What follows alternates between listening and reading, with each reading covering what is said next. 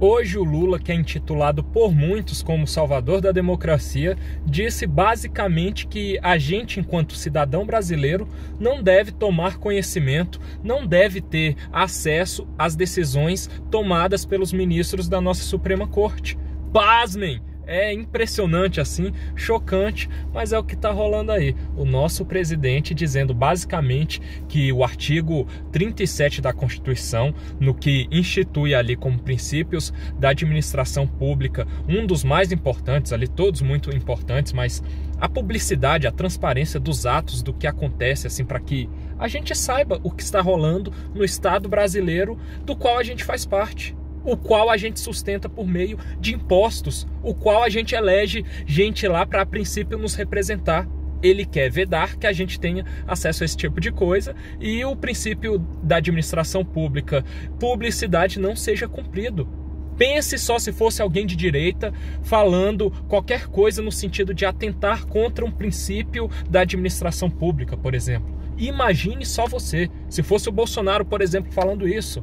Questão que eu acho que todo presidente tem que ser cobrado, como eu fiz cobrança no governo Bolsonaro também, estou fazendo agora, mas parece que a grande mídia, os grandes nomes de influência aí, passam pano para qualquer coisa que o Lula faz. É como se ele tivesse uma autorização para fazer o que quer que fosse.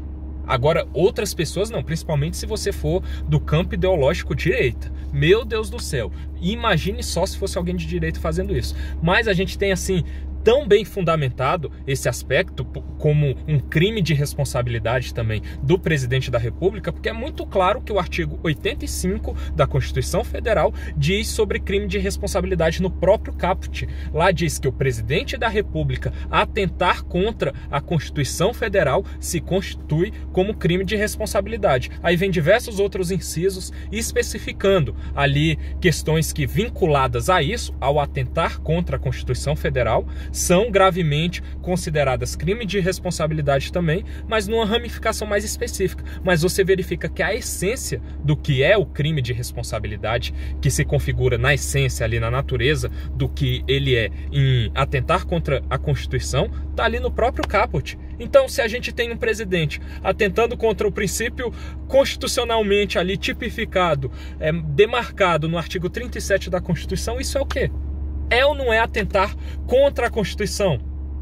Isso se enquadra ou não em crime de responsabilidade de acordo com o que o artigo 85 diz? Só não ver quem não quer. Só que aí, quando a gente tem a proteção desse cara para o próprio Poder Judiciário, o órgão máximo, o STF, que seria responsável por fazer uma eventual, que não vai chegar lá,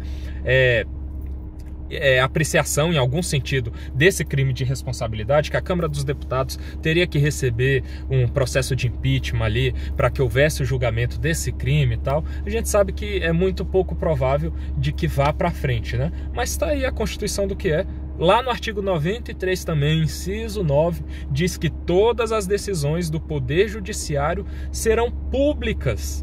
Públicas, essa é a regra. Assim, salvo casos excepcionais de sigilo ali, para que se preserve os autos de um processo, por exemplo, a gente não vai se falar em nada assim que envolva sigilo no âmbito judicial. Quem dirá sobre decisões ali da Suprema Corte? Então, cara, a gente vê que esse tipo de coisa é para beneficiar quem será? Até na fala do Lula mesmo, ele fala ali ao finalzinho, não, para a gente evitar animosidade, porque o lado que perder vai ficar chateado e o lado que ganhar vai ficar feliz, aí vai gerar essa contenda, essa animosidade aí, né? Qual que é o lado que vence geralmente? E quem que ele quer proteger aí com essa eventual aí, na consideração dele, né, decretação de sigilo sobre os votos dos ministros? Será que é ele mesmo? Porque a gente vê tanta coisa recorrentemente aí que o protege, que o beneficia, que beneficia o campo da esquerda, o campo progressista, e vai atrás de uma forma assim feroz de quem é de direita.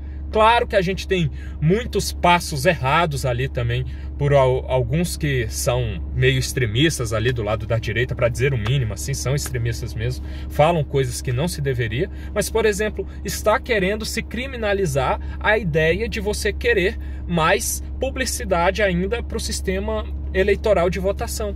um voto impresso, por exemplo. Questão essa que já tinha sido aprovada no Congresso Nacional e o STF deu um jeito lá de fugir da sua competência, como costumam fazer bastante aí, né, para vedar algo que o Congresso Nacional já tinha aprovado.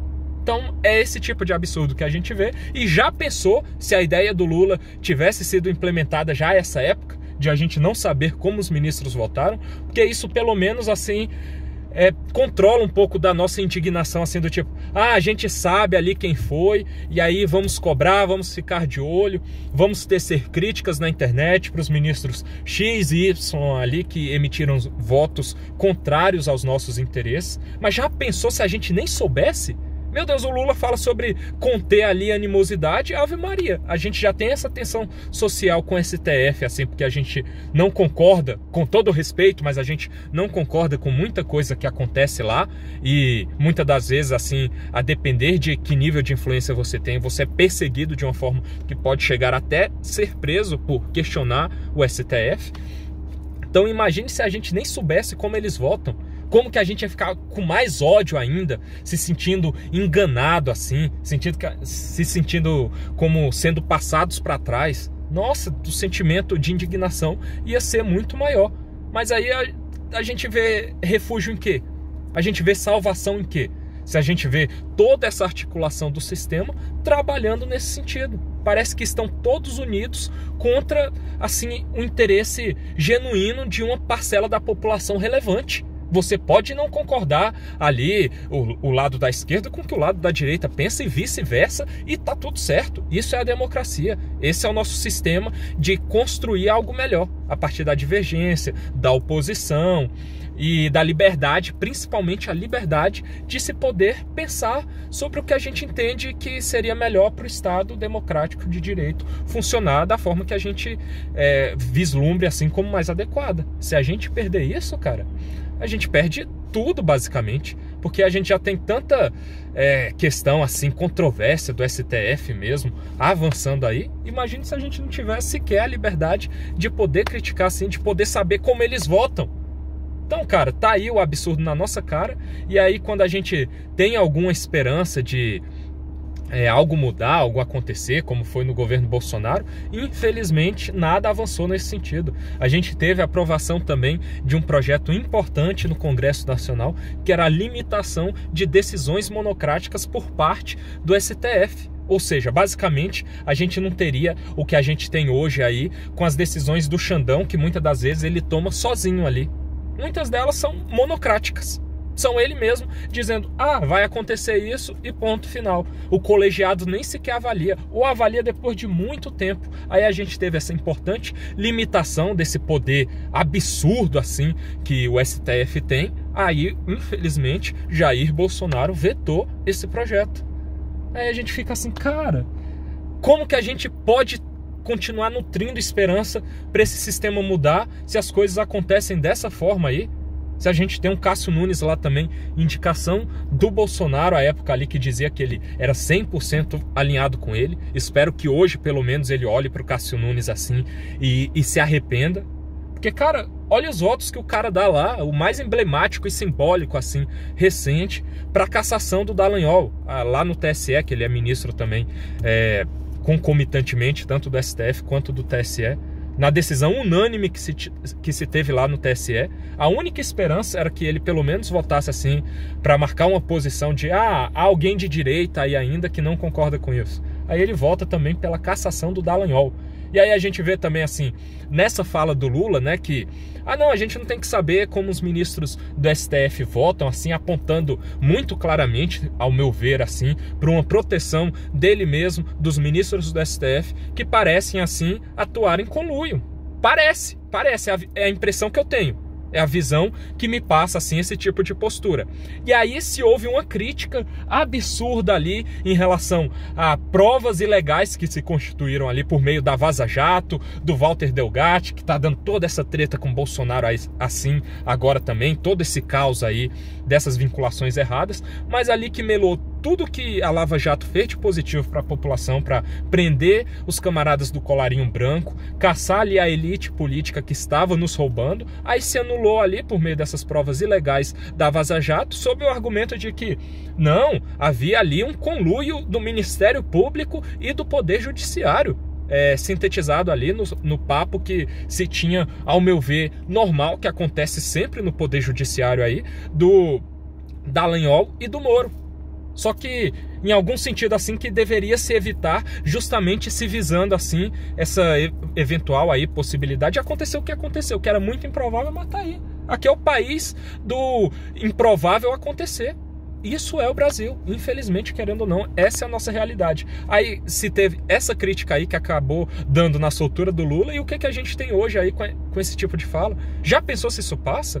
Não é o conluio da presidência da República, do Executivo com o Poder Judiciário? Não é o que parece? Não dizendo que seja, caríssimo STF, mas é a impressão que a gente tem na nossa liberdade de cidadão, de avaliar o que acontece no Estado, é a impressão que dá, é o que nos passa. Então, por isso, a importância também de a gente saber como eles votam, para a gente tecer as nossas críticas, para a gente poder cobrar quando a gente considerar que algo errado esteja acontecendo, para a gente poder lutar por uma CPI lava-toga ali, para ver o que acontece lá. Por exemplo, quando se instaura ali de ofício, sem passar por Polícia Federal, Ministério Público, um inquérito intitulado como das fake news, que perdura até hoje, que não tem duração ali, um fim, não tem previsão de fim dele, e o Xandão tá desmandando horrores de uma forma que eu considero aqui, no meu ponto de vista, na liberdade que eu tenho ainda para fazer essa avaliação, bem autoritárias, muitas das decisões.